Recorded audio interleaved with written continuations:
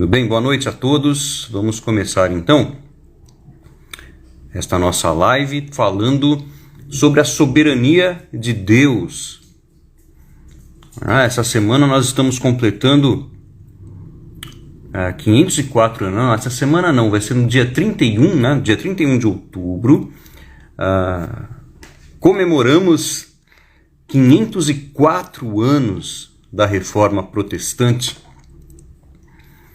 E teologicamente, esse foi o principal assunto da Reforma, né? O principal tema da Reforma foi justamente esse, a soberania de Deus. E nós vamos tratar hoje da soberania de Deus no que se refere à salvação das pessoas, a salvação eterna das pessoas. De fato, foi esse o principal tema por ocasião da Reforma Protestante. Deus é soberano. Esse foi o principal tema da Reforma. Deus é soberano. E essa é uma afirmação da qual, a princípio, ninguém vai discordar disso aqui. Não é verdade? Para qualquer pessoa que você perguntar na rua, Deus é soberano? Claro que sim. Né? Ninguém duvida disso, ninguém contesta que Deus é soberano. Né? Se você perguntar isso para um evangélico, então, aí não vai ter erro mesmo. Né? Se você perguntar isso para um evangélico, você acha que Deus é soberano? Meu irmão, paz do Senhor, né? Glória, eita Deus, claro que é, Deus é soberano. Será que é isso mesmo que ele pensa? Talvez não. Talvez não. Principalmente se o assunto for soteriologia, né? A salvação do ser humano.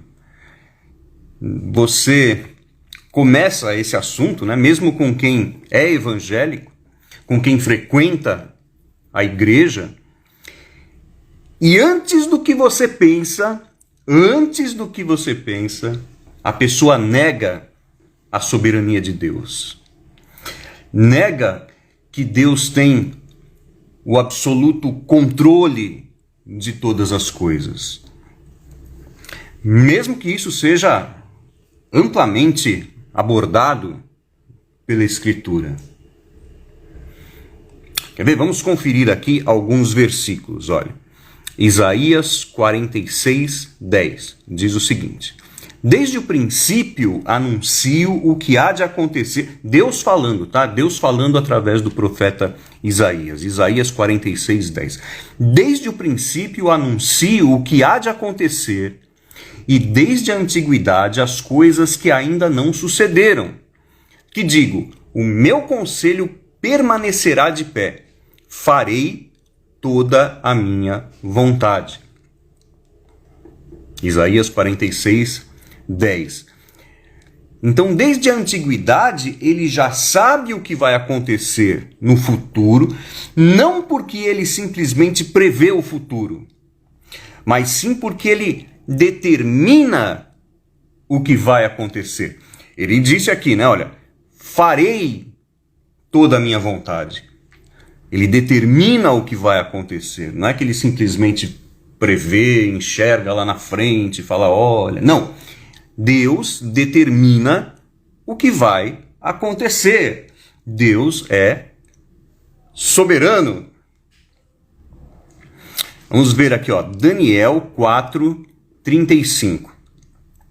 Diz assim: todos os povos da terra são como nada diante dele. Ele age como lhe agrada com os exércitos dos céus e com os habitantes da terra. Ninguém é capaz de resistir à sua mão. Hein? Olha esse outro aqui. Presta atenção nesse aqui, Efésios 1, 11. Nele fomos também escolhidos, tendo sido predestinados conforme o plano daquele que faz todas as coisas segundo o propósito da sua vontade. Efésios 1:11. É justamente nesse ponto que aquela nossa conversa com o nosso amigo evangélico começa a desandar. Falou em escolhidos, predestinados, eleitos. O ser humano, de um modo geral, não está preparado para essa conversa. Não está. Tá? Porque a doutrina da eleição, a doutrina da soberania de Deus, nega o que o ser humano possua livre-arbítrio. A doutrina da soberania de Deus nega que o ser humano possua livre-arbítrio. E o livre-arbítrio é algo que o homem natural julga ser, assim, a maior preciosidade da vida. Assim, o homem até gosta da ideia de que Deus tem o controle das coisas, mas assim, controle dos planetas, né? Do sol, da lua, do mar, da natureza, né? Deus tem tudo sob o seu controle. 6 horas da manhã, todo dia nasce o sol. 6 horas da tarde, o sol se põe. Que maravilha, Deus tem o controle de todas as coisas. Mas espera aí. Eu não quero que Deus tenha o controle sobre a minha vontade,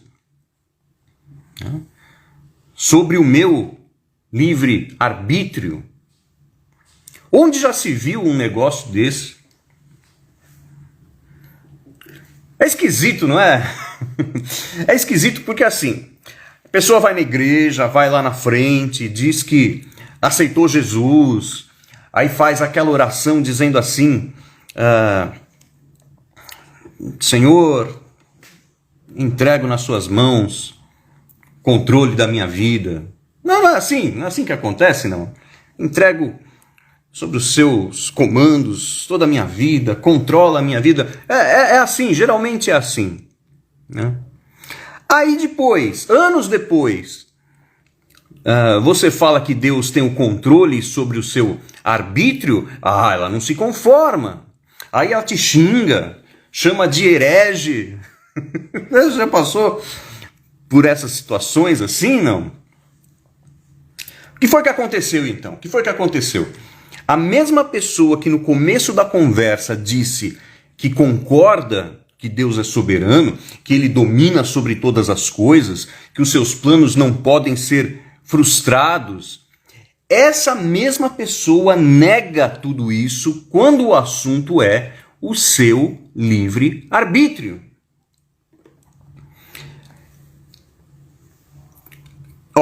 Vamos entender esse assunto, tá? O problema não é o livre-arbítrio em si. O problema maior é o livre-arbítrio pleno. Porque livre-arbítrio as pessoas têm. Elas têm. Entenda bem.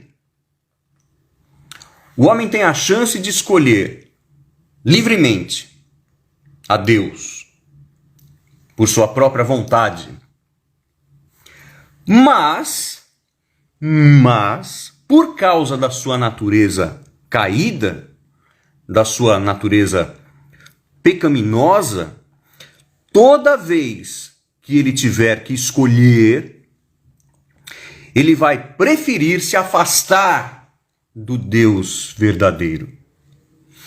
Toda vez que ele tiver que escolher e usar o seu livre-arbítrio, ele vai preferir se afastar de Deus. Quando o homem tem liberdade de escolha, ele vai escolher de acordo com a sua natureza. Você vai lá no zoológico, tá? Ou no Simba Safari aqui em São Paulo. Simba Safari lá onde os bichos andam todos soltos, né? Você já foi no Simba Safari, não? Aí você chega lá na área do leão e você coloca uma bacia de salada e outra bacia de carne fresca. Aí você fala pro leão, você fala, olha, você tem o livre-arbítrio para escolher aqui, tá? O que você quer. O que vai acontecer? O que o leão vai escolher? É claro que ele vai escolher a carne. Ele é carnívoro. Ele vai escolher de acordo com a natureza dele. É isso que vai acontecer. Você tem um passarinho na gaiola. Aí você coloca assim, um punhado de alpiste e do outro lado você coloca uma fatia de picanha. Ele escolhe o alpiste. É a natureza dele. Você já viu o passarinho comendo carne? Não. Só urubus e tudo mais. Mas eu estou falando de um canarinho. Tá bom? Um canarinho lá na gaiolinha lá, tal. Então você coloca um punhado de alpiste, uma fatia de picanha. Ele vai comer o alpiste.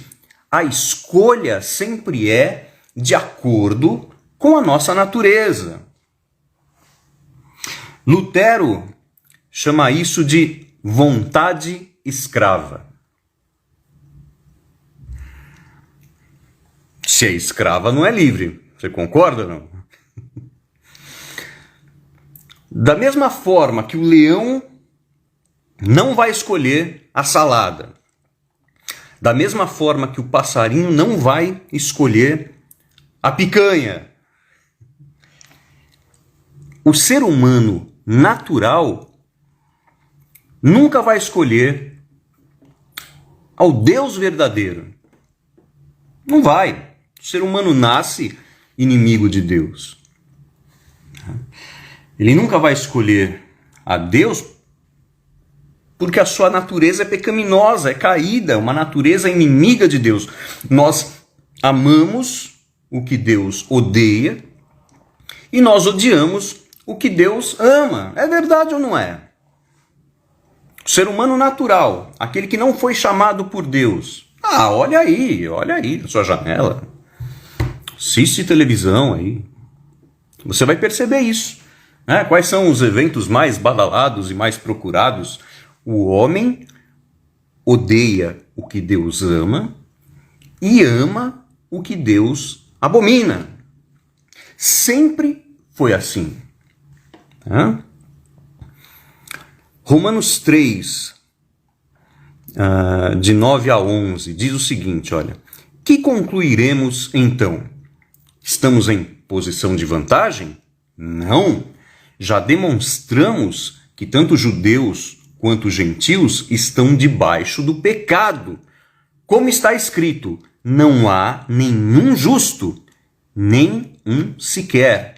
Não há ninguém que entenda, ninguém que busque a Deus. Romanos 8, versículo 7 diz o seguinte, olha. Por isso o pendor da carne, a nossa tendência, o pendor da carne é inimizade contra Deus, pois não está sujeito à lei de Deus, nem mesmo pode estar.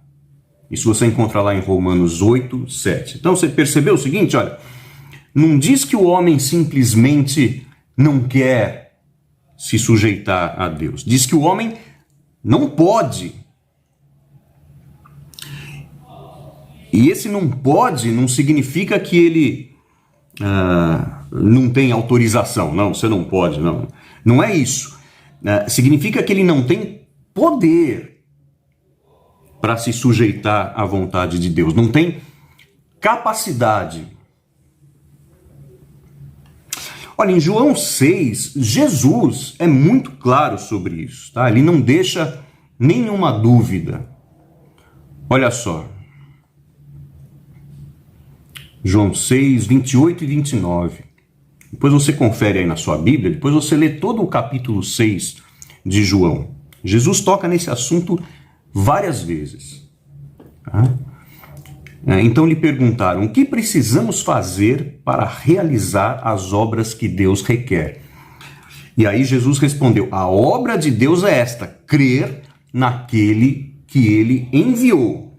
E continua em seguida dizendo o seguinte, lá no versículo 37. Todo o que o Pai me der virá a mim. Todo o que o Pai me der virá a mim. E quem vier a mim, eu jamais rejeitarei. Um pouquinho mais para frente no texto, no versículo 44, mesmo capítulo 6 de João, tá?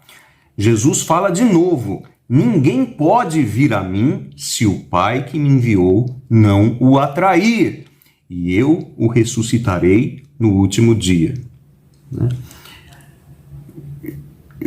E para não ficar nenhuma dúvida, ele repete isso outra vez lá no versículo 65.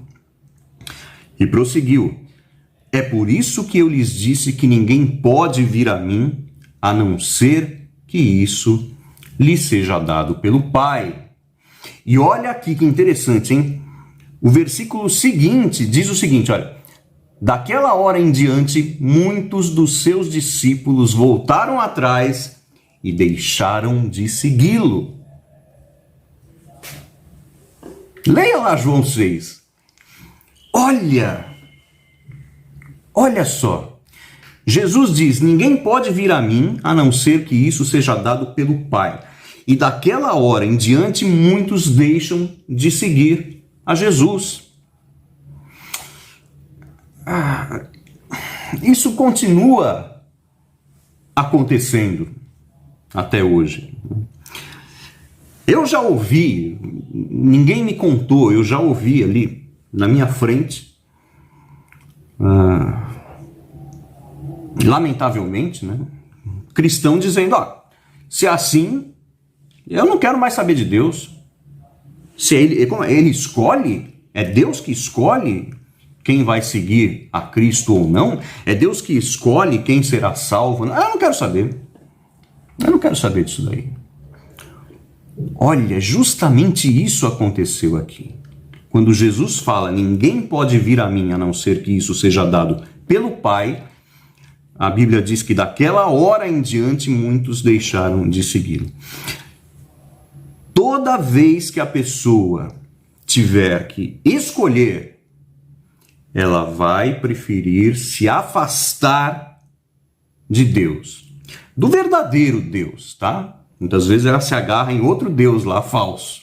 Mas toda vez que ela tiver que escolher, ela vai preferir se afastar do Deus verdadeiro. A menos que haja uma intervenção do próprio Deus. Deus é aquele que tira o coração de pedra e coloca o coração de carne. Se isso não acontece, a pessoa vai se afastar de Deus cada vez mais. Filipenses 2,13 diz o seguinte: porque Deus é o que opera em vós, tanto o querer como o efetuar, segundo a sua boa vontade. Segundo a boa vontade dele, não é a sua. Boa vontade dele. Deus é o que opera em vós, tanto o querer como o efetuar, segundo a sua boa vontade. Está lá em Filipenses 2, versículo 13. Eu amo a Deus? Sim. Eu escolhi ser discípulo de Cristo porque eu quis? Sim. Eu quis ser discípulo de Cristo. Mas eu só quis porque Deus operou o querer em mim. Eu sigo a Cristo porque eu quero seguir? Sim. Você vai para a igreja? Não. Alguém tem que te amarrar assim, te amordaçar e levar você para a igreja? Não. Você vai de boa vontade, você vai com prazer, com amor. Porque Deus operou em você o querer. Eu sigo a Cristo porque Deus operou o efetuar em mim. Jesus diz: ninguém pode vir a mim se o Pai não trouxer. Deus é soberano e tem o controle de todas as coisas. O homem não regenerado odeia ouvir isso. Por outro lado, aquele que foi chamado, aquele que foi regenerado, aquele que é um eleito, aquele em quem Deus operou tanto o querer como o efetuar, esse cara tem prazer em ouvir essas coisas, né? Isso é um alívio, é um consolo sólido para todas as horas da vida. É um grande consolo. Quem me conhece sabe que recentemente eu perdi os meus pais, né? Perdi os meus pais muito jovens, com 60 anos cada um. Meu pai morreu com 60 anos. 4 anos depois morreu a minha mãe também com 60 anos. Né? E que grande consolo é saber que nada foge do controle de Deus. Que tudo é feito de acordo com a sua vontade. Que a sua vontade é boa, perfeita e agradável. Eu poderia ter ficado neurótico, poderia ter ficado revoltado, mas eu fico em paz. Eu fico em paz sabendo que tudo está no controle do soberano Deus. Existem falsas religiões que tem um consolo lá mais elaborado, né? Tem um consolo mais elaborado, porque você sabe que se a gente levar em conta o texto bíblico, você vai perceber que o diabo, desde o princípio, diz coisas para agradar o ego das pessoas.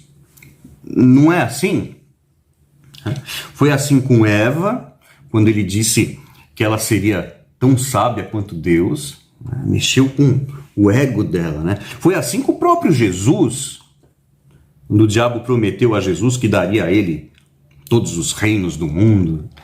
E é assim que ele faz até hoje, né? Ele sabe trabalhar muito bem com a autoestima das pessoas. O diabo é especialista nesse tipo de coisa, né?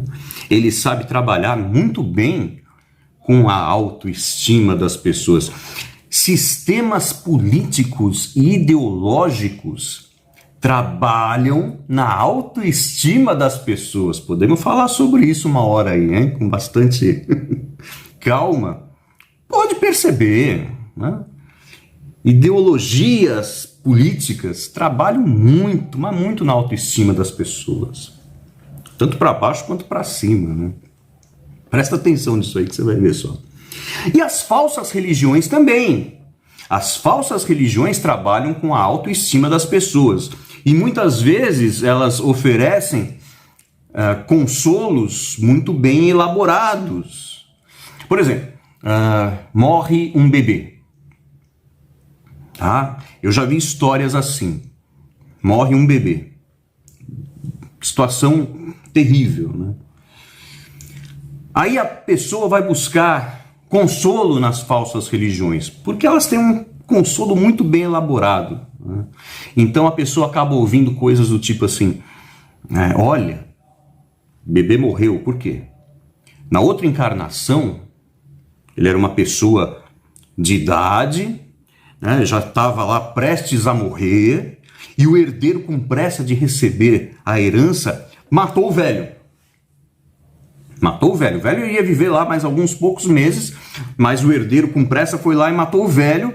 Então, esse bebê foi a reencarnação do velho que veio cumprir aqueles poucos meses que o velho teria de vida. Pronto, um consolo muito bem enredado, né? Muito bem elaborado. Enquanto o verdadeiro cristão se conforma simplesmente em dizer assim: foi a vontade de Deus. Deus é soberano. Tá? Isso é suficiente. Isso é suficiente para aqueles que de fato são filhos de Deus, para aqueles que de fato confiam em Deus. É suficiente. A vontade de Deus foi essa. Não se fala mais nisso.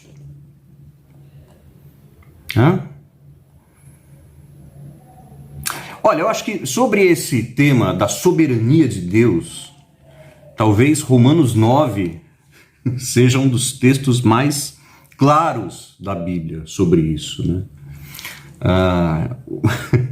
O Augusto Nicodemos diz que Romanos 9 é a criptonita dos arminianos. Você já viu uma pregação que ele fala isso, não? É a criptonita dos arminianos, né? Eles vêm cheio de força, né? Cheio de argumentos lá, defendendo o livre-arbítrio e tal, mas quando chega em Romanos 9, eles perdem a força, né? Assim como o super-homem perde a força quando encontra uma pedra de criptonita, tá? Caso você não conheça a história.